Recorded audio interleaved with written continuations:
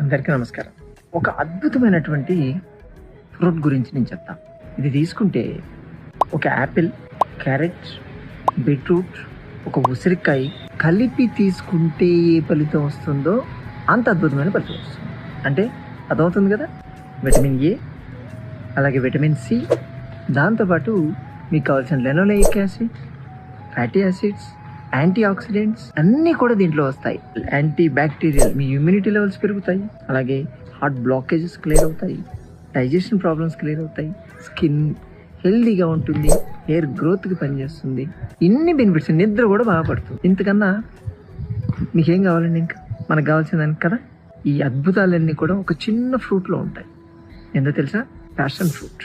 ఇవన్నీ కూడా అరుదుగా దొరికేటువంటి ఒక అద్భుతమైనటువంటి ఫ్రూట్. ఇది దొరుకుతుంది, ఇప్పుడు సూపర్ మార్కెట్లో దొరుకుతుంది, తీసుకోవచ్చు.